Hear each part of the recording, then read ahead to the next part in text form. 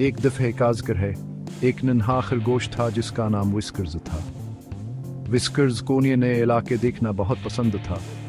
वह एक ऐसे मैदान में रहता था जहाँ नरमगा सावर मीठे फूला उगते थे। लेकिन विस्कर्स का दिल चाहता था कि वह इस मैदान से बाहर निकलकर दुनिया देखे। वह ऐसे इलाकों के बारे में सोचता रहता था जहाँ उसने कभी कदम न रखा और जहाँ उसे नए नए तजुर्बे हों। एक धूप वाली सुबह विस्कर्स ने फैसला किया कि फंस-फसाते जंगलात में जाएगा। यह जंगलात तारीका व जंबिये थे, लेकिन विस्कर्स को डर नहीं लग रहा था। वह दरख्तों की तरफ चल पड़ा, स्कीना के जस्सिस से हल रही थी। विस्कर्स ने एक गहरे सांस लिया और जंगल में दाखिल हुआ। दरख्त बातावंचे और घने थे। धूप को ज़मीन तक पहुंचने के लिए जद्दोजहद करना पड़ रही थी।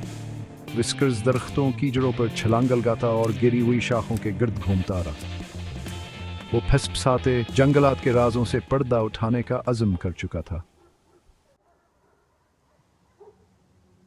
जंगल मुख्तलिफ आवाज़ों से भरा हुआ था। हवा चलने पर पत्ते सरसराहट का इकोलगिस्मा बांध रहे थे। परिंदे छुप छुप कर गीत गा रहे थे।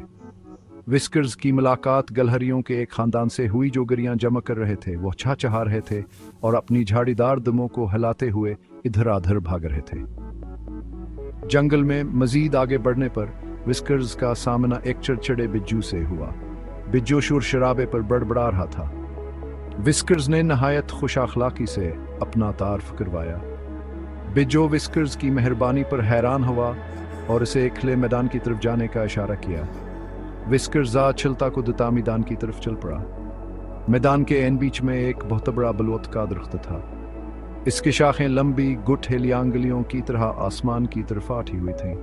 विस्कर्स ने एक अजीब सेक्श महसूस की। यह दरख्त ऐसी कहानियां सुना रहा था जो हमें गूंज रही थे।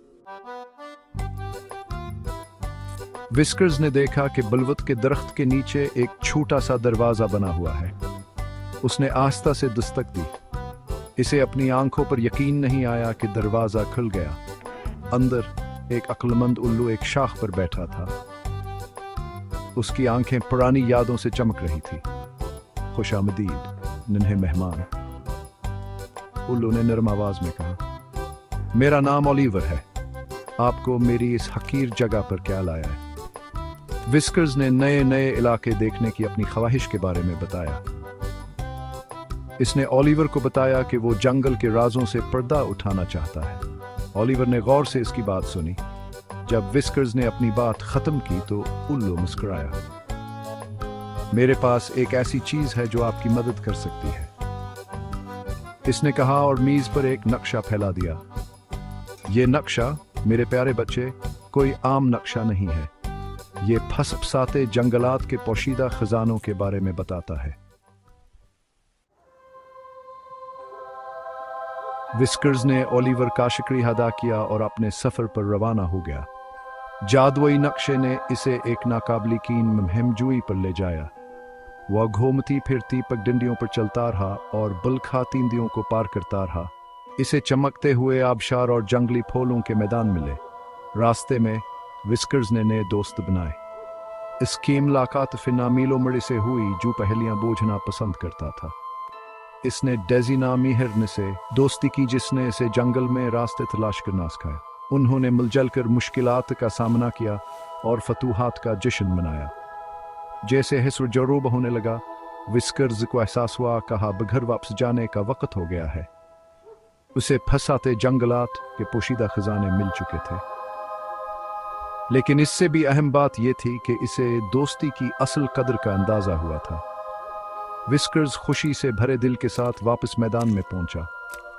वो अपने सफर की यादें और अपने बनाए हुए दोस्त अपने साथ ले आया था। विस्कर्स जानता था कि चाहे इसके नए सफर इसे कहीं भी ले जाएं, वो हमेशा फंस-फसाते जंगलात में मिलने वाले खजानों को कीमती समझेगा।